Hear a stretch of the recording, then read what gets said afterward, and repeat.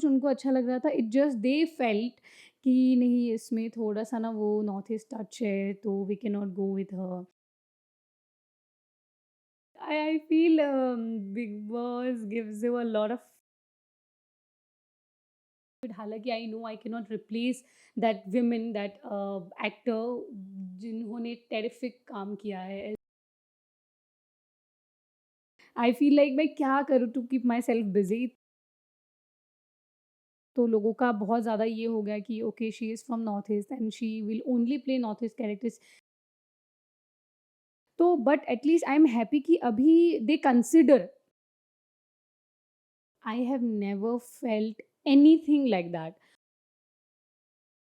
स्वागत है आपका टेली चक्कर पर। बहुत दिनों बाद हाथ लगे हो।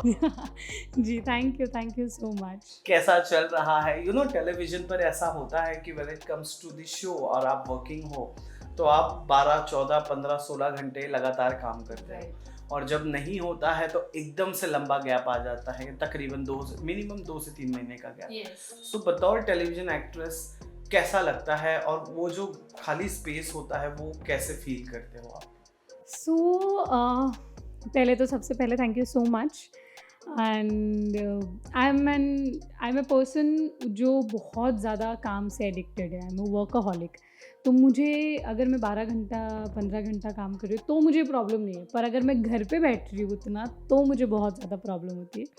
आई फील लाइक मैं क्या करूँ to keep myself busy? तो या I do vlogging and then content creation. तो वो एक चीज़ है जिससे मुझे मैं अपने आप को बिज़ी रखने की कोशिश करती हूँ। Okay.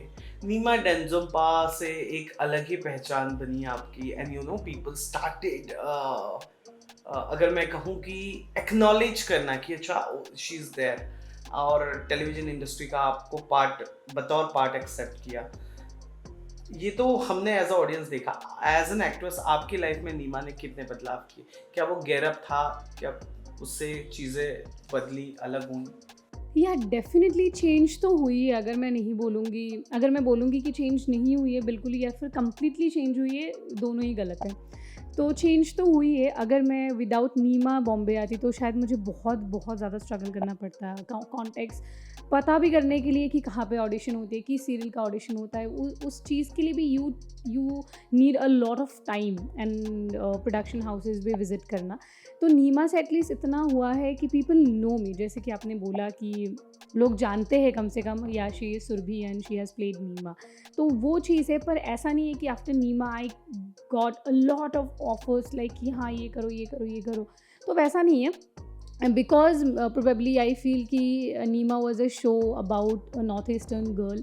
So and I am from north east, I am from Assam. तो लोगों का बहुत ज़्यादा ये हो गया कि okay she is from north east and she will only play north east characters, also she will only fit in north east characters. तो उसकी वजह से भी शो ख़त्म होने के 2-3 महीनों तक I didn't get any audition, क्योंकि लोगों का यही था कि यार नॉर्थ ईस्ट का प्ले करके आई है अभी वो रिसेंटली। सो या तो उस चीज़ को ब्रेक करने में भी काफ़ी टाइम लगा कि I don't want to play north east सिर्फ, या तो कभी नहीं, because I want to play characters जो अलग अलग जगह से हो, different different types of part of India. तो मैं चाहती हूँ कि अलग अलग लोगों अलग अलग कैरेक्टर मैं प्ले करूँ, अलग अलग जगह की लड़की मैं प्ले करूँ। सो या so it has changed but not drastically. जैसा आपने कहा कि वो एक लिमिट आपको नहीं करना है, एक वो रीजन से, एक belongs, there is one more actress called Celesti, star plus पे उसका शो था Rajjo. While I was talking to her, तो मैंने उससे ये सवाल किया था, आपसे भी कर रहा हूँ कि कई बार होता है ना, स्टीरियोटाइप हो जाते हैं, लेकिन वो कब दिखने के बाद, जैसा भी हुआ है कि अरे ये तो नॉर्थ ईस्ट हैं और उसी तरफ के किरदार प्ले करेंगे। लेकिन ऑडिशंस में आप लोगों को कितनी डिफिकल्टी हुई थी? क्योंकि जब मैंने उनसे ये सवाल किया था तो शी सेड ऑडिशन में नहीं, पर एक मेकअप दादा ने आंखों को लेकर कहा था व्हाइल डूइंग अ मेकअप। सो ऐसा कभी आपने फेस किया है जहां पर या तो कोई प्रोडक्शन हाउस या तो कोई कास्टिंग डायरेक्टर या कोई डायरेक्टर या को एक्टर जिसने इस बात पर टिप्पणी की हो, इस बात को पिंच किया हो कि अरे ये चीज बिकॉज ऑफ दिस? या अ लॉट ऑफ टाइम्स ये चीज़ I think it's very normal, क्योंकि because I am from Assam and ऐसा नहीं है कि बिल्कुल ही अलग लगना है, कहीं ना कहीं एक चीज़ तो वो रहेगी, but that does not mean कि I will play only north east characters. पर हाँ, ये चीज़ जो आपने बोला ये डेफिनेटली हुई है। I guess I audition for a show, I mock shoot भी हो गया था उस शो का, and they liked everything, the acting and the presence, everything, सब कुछ उनको अच्छा लग रहा था। इट जस्ट दे फेल्ट कि नहीं, इसमें थोड़ा सा ना वो नॉर्थ ईस्ट टच है, तो we can not go with her, so like that. तो हाँ, ये चीज़ तो होती है, it's very normal and very common. So how you handle this thing, और इफ अगर आप बता पाएं कि वो कौन सा शो था या किस चैनल की? नहीं, बताना तो मैं नहीं चाहती, हालांकि वो शो ऑफ एयर हो चुका है अभी। Okay, then very good. नहीं। This was during Nima or post Nima? Post Nima. Post Nima आया और offer हो गया. Very good, you were not part of that show. Come on. But how do you handle such negativity? You know क्या होता है ना, एक actor होता है, या और ये मेंटालिटी लोगों तक मुझे नहीं पता क्यों नहीं पहुंच रही, या पहुंचने में कितनी डिफिकल्ट। कितना टाइम लगेगा पहुंचने में। और ये even I face this whenever I come in front of camera. There are certain people, अरे नहीं, you don't have a face to be on camera, you know. So मेरा क्वेश्चन है कि मैं बहुत डीमोटिवेट हो जाता हूँ इन कमेंट्स से। आप इस चीज को कैसे हैंडल करते हो? सो या, it does feel bad, it does feel like कि यार मतलब हो पाएगा कि नहीं हो पाएगा, मतलब कर पाएंगे ना ऐसा। पर हाँ, अभी ना सच में बताओ, अभी आई इग्नोर। अभी जैसे मैंने बोला, नीमा के कुछ महीनों तक ऑडिशंस नहीं आते थे। अभी एटलीस्ट वो हुआ है कि लोगों ने थोड़ा एक्सेप्ट कर लिया इस चीज़ को, and they at least call me for audition कि आप आओ ऑडिशन दे दो, and they even like the audition.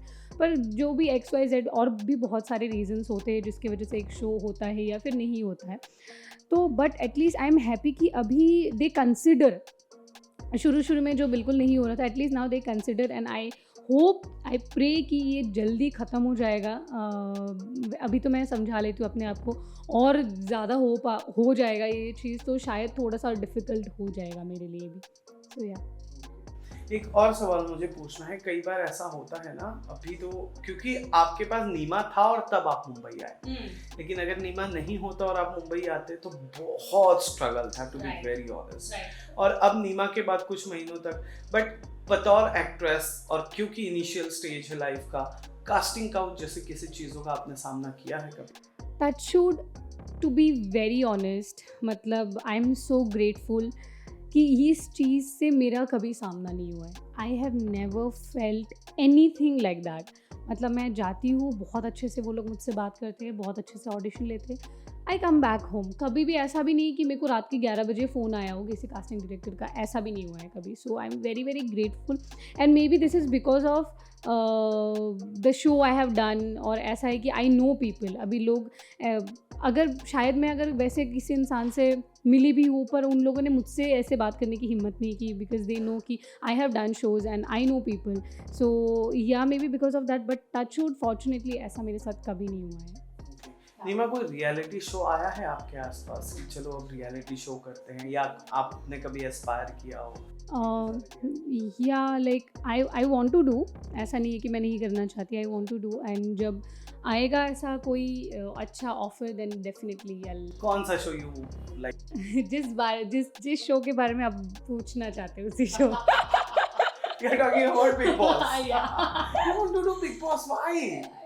I feel Big Boss gives you a lot of fame, and शायद मुझे लगता है उस शो से शायद लोगों के दिमाग से नॉर्थ ईस्ट वाली चीज़ हटेगी। मुझे ऐसा लगता है कि शायद when people will see me every day on the television and my real self, तो हो सकता है कि I will get more offers.